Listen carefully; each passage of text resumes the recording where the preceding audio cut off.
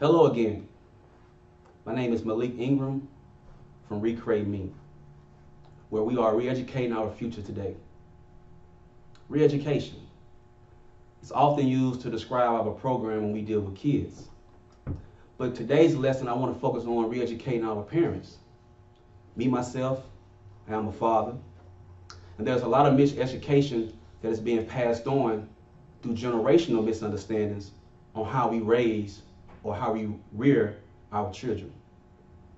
So today's lesson, I want to focus on the difference between raising a child and rearing a child. There's a distinct difference. When you raise a child, you provide that child with food, shelter, and clothing. Basic needs.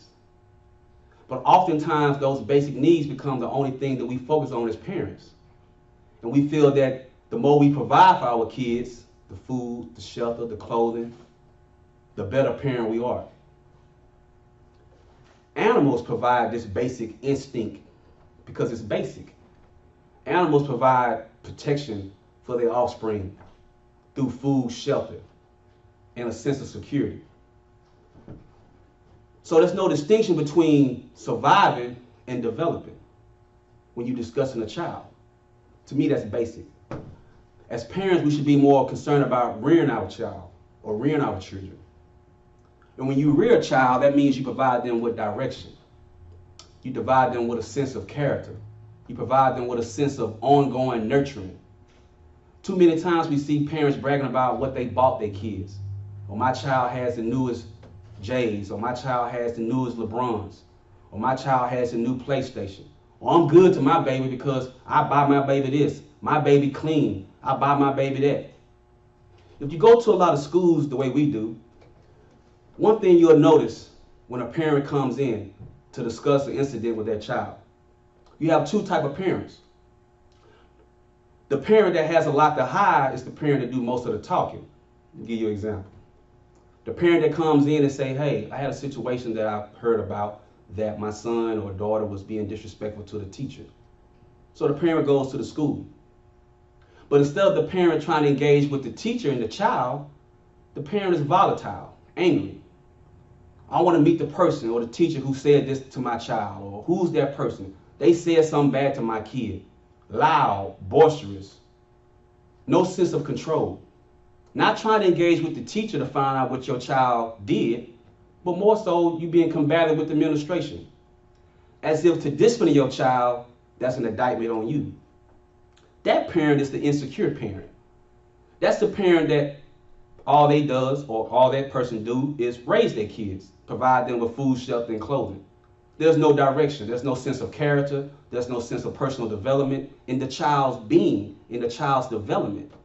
So this parent brags about what he or she does for the child as opposed to what the child needs in terms of their growth. This is a bad situation right now in the black community, particularly because we are very materialistic. We feel the more we do for our kids materialistically, that makes us more parental. Actuality, that's not the truth. In actuality, you can provide a child with a lot of things materially and leave them spiritually empty. These are the kids that got all the nice shoes at school, but cause all the problems. These are kids who got the PlayStations and the video games, but can't be quiet in class. The disruptive child. When you rear a child, you get past the basics. The basics are important, but they're not the objective.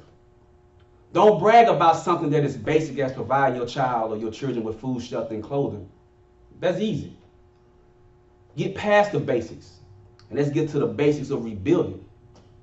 It's easy to go to work and buy something for a child. But it's hard to sit a child down and provide them with insight and wisdom. That's the difference between raising a child and rearing a child. We have to be very careful in distinguishing between the two.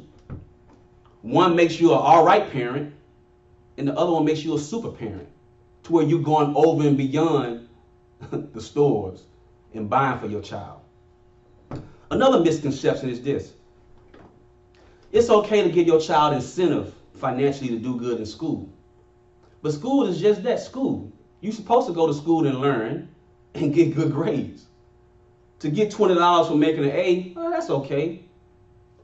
Sometimes, if you want to get your child out of a rut, for example, your child was making C's and D's in a subject and that child was struggling, then you provide that financial incentive. That's good. But don't let financial incentive be the only thing your child gets in performing well at school as far as grades or conduct. Because what you're doing is just that. You're raising your child by providing them with material means to do good. That's not providing character. What happens is this. The child is so used to getting a financial incentive for doing good that everything they do is based on that incentive. Well, if I do this, my dad or my mama will give me this. If I do that, my dad or mama will buy me this. A child should be developed in terms of consciousness. What I mean by that is self-awareness. You want your child to do good regardless of what he or she gets materially. You want your child to do good in class as far as conduct regardless of what he or she gets financially. That's the difference between raising a child and rearing a child. We don't buy kids off. We're not in the habit of buying kids. That's what happens to a lot of parents right now. A lot of parents have a lot of hidden guilt, a lot of insecurities from when they grew up. A lot of parents grew up not having much, seeing other kids having things in school. I grew up seeing kids having the polo shirts and this, that, and the other. A lot of kids grew up, or parents grew up seeing other kids have more than what they had. So as a parent, you naturally want to say, hey, when my child grows up, I don't want he or she to struggle or not have the things that I was deprived of. That's important. But don't let that be your objective in making you believe that you're a good parent. Remember, a good parent provides development, security, not just a roof and food, psychological security, mental security, spiritual security. A lot of parents shy away from those three things because that means you have to be an example. I read a poem once where the poem said that the father said, I'm watching you, son. I'm watching everything you do. I'm watching your footsteps, every action you take. And the child said, I'm watching you too, Dad, because I'm following behind your footsteps. I'm watching your actions. So, most parents don't understand the need to relate to their kids through example and through learning. We want to buy, which means we detached. When you detach from your child, the material becomes more important. When you're involved in your child's life, the development of the child is more important.